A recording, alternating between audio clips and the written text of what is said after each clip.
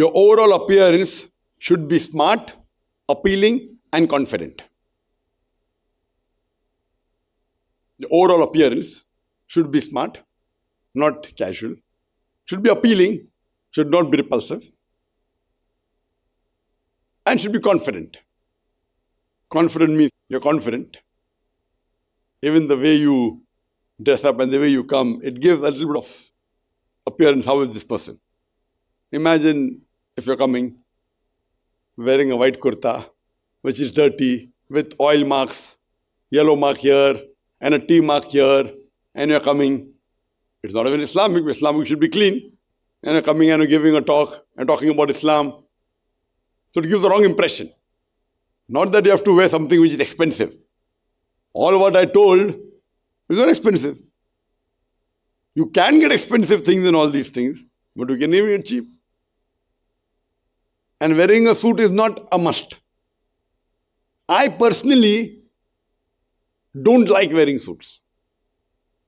I only wear suits on 2 occasions. Most of the time when I come on the television being recorded, I wear suits. And when I go to meet people abroad, when I'm in Bombay, you will never find me wearing suit unless it's a recording. In Bombay, even if I go to meet the minister, I don't wear a suit. I don't like. Even in my office, I don't like. That's my personal choice. But here, I'm doing a thing I don't like because I think it's going to get some plus points for me. Not in terms of sawab, because many of the non-Muslims, they watch me. And I have the sunnah, the beard, the cap, the trousers. So this little bit overpowers. Okay, I'm a formal. Otherwise, the people don't want to listen to a person who looks like uneducated, looks like a person who's an ignorant. But the moment you open your mouth, all this is washed away. But the appearance is counted. Not that a person who doesn't wear suit cannot give a talk. I'm talking any formal way, whether it be suit, whether it be sherwani, whether it be a thobe, whether it be a shemla, whatever it is. Formal has a different appeal. And it does break the ice. At the same time, on this, if you wear the label, you go on a different level. That means you're following all the standards of the so-called society, which is not breaking the Quran Sunnah. And on top of that, you are wearing or keeping what is fard, the beard, the trousers above the ankle, and the cap. It takes you in a different class altogether. No one can point a finger at you that you're not following the Sunnah or doing something which is haram. At the same time, you're breaking the ice. Because imagine if I wear, there are 2 different views. Some people say, no, I want to wear that thobe. Fine, he's coming from a Western society, he's a revert, he wants to wear a thobe. Alhamdulillah, he has his thinking which is right to a certain extent. Because his face itself looks like he's a Westerner, he's a white person like Mashallah, Brother Ibrahim. So for them, if they feel I don't have to wear the suit to say I'm formal and they wear a thobe or something else, there's no problem. But I personally feel that because they should not feel that we are backward, I feel wearing this does break the ice and helps in many ways. But once, as I told, once you reach a level, all these things, their marks become very little. If you're good in speaking, you roll up your sleeves. You come with Bermudas. You have all the skills. Khalas, no problem. All this is overlooked. Once you reach a level and you have all the main skills, these are peripheral. What I'm talking now, appearance, is peripheral. The main will come to it later on. The appearance is just the periphery. But it's very important for you at the beginning. Now, only when you get distinctions, it doesn't count. But everyone thinks that I'm already in distinction class. Not knowing that he's yet in 3rd class. He hasn't reached 2nd also. Leave aside 1st or distinction.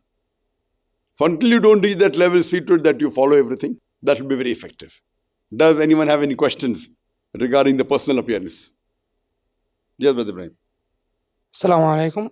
Wa alaikum assalam wa rahmatullahi wa barakatuh. As you know, Shimagh and Ghutra is the culture dress for people in the Gulf, Arabian Gulf.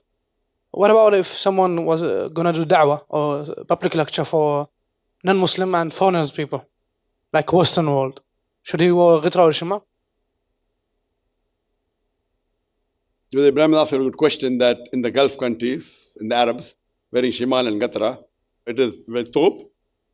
Gatra is the head covering, and shimal is the coat. How we wear a suit? It's a shimagh. Oh, shimal I'm talking about. Shimagh is the red one. The ghutra is the white one. White one. I'm talking about the bisht. Yes. Including what? Whether it's bisht or whether it's a shimal, whether... So, when you're talking to Western crowd, can you wear a shimal or you can wear a thobe? Now, here there are two views. Now, one view is that it depends. I know many of the Saudis and the Arabs, when they go out, they wear a suit. And when I meet them outside, I don't recognize them because I'm used to seeing them in that thobe and in that gatra. And when I see a person without, many times I don't recognize him. There are two views. One view is that fine, as I mentioned, that you want to break the ice and you want to gel and want to show that you're with them, it's good. The other thing is that this is your formal national dress. And if you want to break the ice and tell them, okay, fine, I'm a Saudi who speaks English fluently. So when you open your mouth, this thing can be overlooked. So if your intention also is to prove, but natural, if you come in a shimal and a gatra and in a thobe, 99.9% they identify you as a Muslim. Now if you remove that and wear a suit and have only a beard, they may identify you as a Muslim maybe 80%. But if you wear a cap, then it becomes 99%. While giving a talk, if you're introduced as a person coming from Saudi Arabia, I personally feel if you wear your national dress, will have a better impact, I feel. Why? Because specifically, the media has tarnished the image of Arabs, that they're ignorant and they don't have manners and they're illogical. Like if you see a person going to a Western country like UK and wearing a gatra, wearing a shimal, giving a talk in English, that has a different impact. That's why some of the sheikhs, for example, Shaikh Al-Hakim, I mean, he's a close friend of mine. MashaAllah, he's very adaptive. But when he gives the lecture, he always wears the white thobe and the shimal, or the gatra he wears. Because he says, I prefer being formal and I'm giving Islamic lecture. Otherwise, mashallah, he goes to the gym, he does bodybuilding, he wears t-shirts, very good, alhamdulillah, very muscular, very good physique. Sometimes I tell him that, why don't you appear in your t-shirt? No, I'm going for a lecture. His view is there, it's correct, mashallah. That's one view. And the other view, if a Saudi or an Arab goes in a suit and presents himself, even that's okay. Both the views acceptable. Because here you're presenting yourself as a Saudi and a Muslim wearing this, so there's no problem at all. Both acceptable according to me. Hope that answers the question. Yes, brother Abu Sharis. Assalamu alaikum. Wa alaikum assalam wa rahmatullahi wa barakatuh. Zakir bhai, in Malaysia, especially when we go for interfaith dialogues in universities and all that, sometimes when we give talk, we use podium or stand mic. Sometimes we sit and talk. My question about dressing is, many a times we wear underneath informal clothes like jeans and t-shirt, but we wear a blazer or a coat on top, a jacket. So it appears formal and it looks like we are not too much detached with the crowd, especially if it's youth. So is that acceptable? And second question, Zakir bhai, is it correct how I perceived it that all these shiny glaring things, loose wristwatch, chain or whatever it might be, the main purpose is so that the attention of audience is not easily distracted from the body language to all these minor things which will cause the lower down the effectiveness of our lecture. Thank you. With Abu Shahid has asked two questions. The first one is when we are going to give a talk to the youth and inside of an informal like t-shirt, I wear a jacket on top, is it okay? I said in my talk that if you're giving to youth, it's not a problem. But if you're giving to a normal, if you're giving a lecture in a 5-star hotel and the audience is formal, and then if you wear a t-shirt inside on top of that a jacket, that will not give a good appearance. As I told you, if it's to the youth specifically, it's not a problem. But if to a youth, even if you wear a suit and go, there's no problem. But that time it's not a must. You can be a little informal so that you gel with them.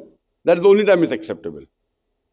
As far as second question is concerned, I do agree with you that which I mentioned in my talk, that if you were shining and glittering, it distracts. Imagine if I have a loose chain and when I do action, the chain comes down here. Then I do that, goes down again. Then I do action here and there's a reflection going on somebody's eye. And all this is seen. It is being registered in the unconscious mind. But naturally, when you wearing a cap goes into the mind, it's something different.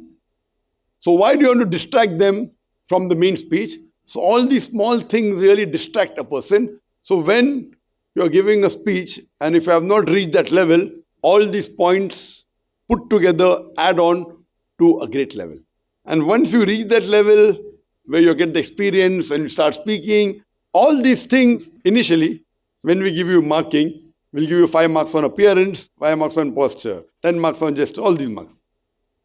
At the end, all these 50 marks put together will only carry 5 marks.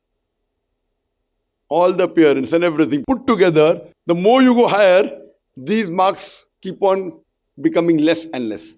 Because they've reached a very high level. For example, if you've heard of Bruce Lee, who has heard of Bruce Lee? Oh, mashallah. You know when Bruce Lee, after he died, he was called Deadly. Do you know what he was called when he was alive? You don't know. He was called Bruce Lee. لا إله إلا الله لا إله إلا الله لا إله إلا الله محمد رسول الله محمد رسول الله أرجو رضاك يا الله أنت الرحيم يا الله هبني عطاك يا الله أنت الكريم منك العطاء يا الله أنت العظيم يا الله فيك الرجاء يا الله أنت الحليم الرحمن الستار ملك الملك الغفار الوهاب المنان المتعال الرحمن الستار ملك الملك الغفار الوهاب المنان المتعال